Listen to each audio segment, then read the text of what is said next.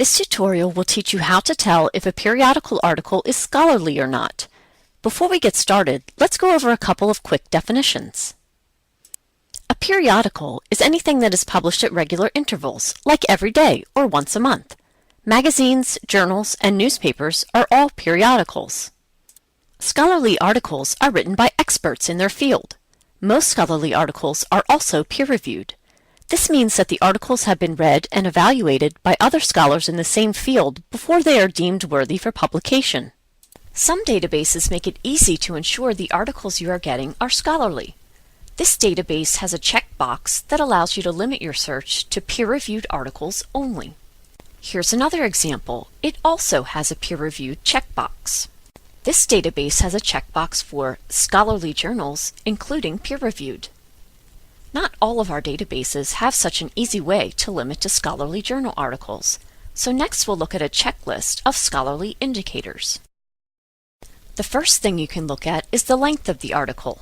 Longer, more in-depth articles tend to be more scholarly. Here are two article citations. The first article is scholarly, and the second one is not. Notice the length of the two articles. The first one is 9 pages long, the second is only 2 pages.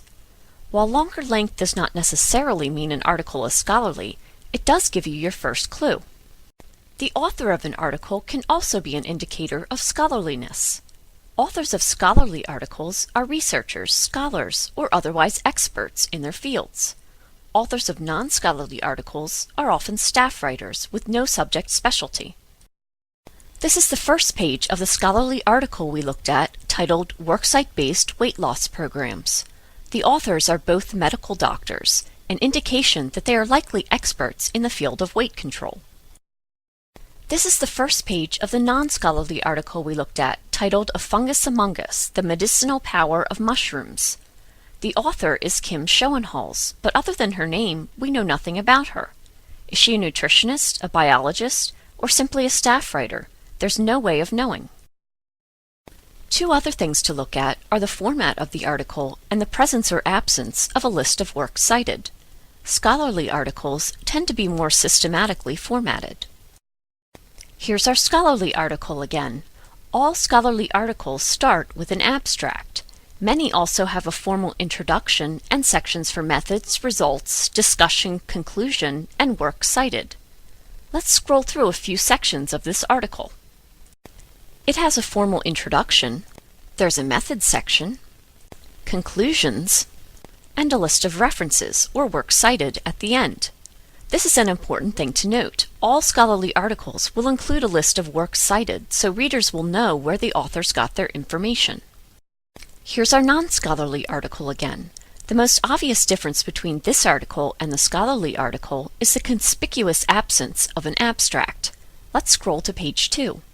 Here we are at the end of the article, and there is no list of works cited.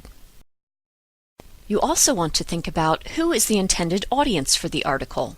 The authors of scholarly articles tend to use a lot of subject-specific jargon, assuming that the articles will be read by serious researchers. Non-scholarly articles are written for the general public, using vocabulary that everyone can understand. Notice the very formal and descriptive title for the scholarly article. The text of the article, too, uses vocabulary that lends itself to describing scholarly research.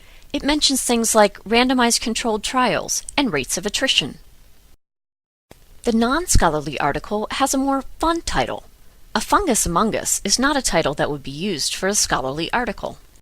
This article does refer to scholarly research that has been published elsewhere, but the information is summarized for the more casual reader.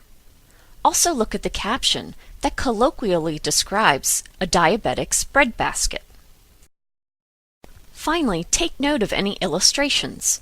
If there are illustrations in a scholarly article, they are likely charts, graphs, or tables. Like this. Or this. Here's our non-scholarly periodical again.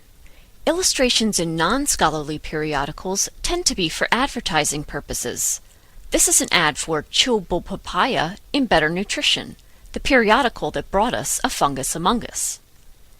If after going through these steps you're still not quite sure if an article is scholarly or not, do a quick Google search for the periodical name.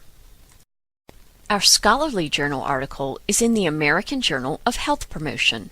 Enter it in quotes and click Search. Then click the link to the journal's website. This is the journal's website. While not all journal websites will look the same, you want to look for a link that will likely give a description of the journal. In this case, click the About Us link. Scan the page to see if the journal describes itself as scholarly or peer-reviewed. If it is scholarly or peer-reviewed, it will advertise the fact. This journal does describe itself as being peer-reviewed. At this point, you can be confident that you are using a scholarly article for your research. This concludes the tutorial. Please feel free to contact the reference desk if you have any questions. A librarian is there to help you.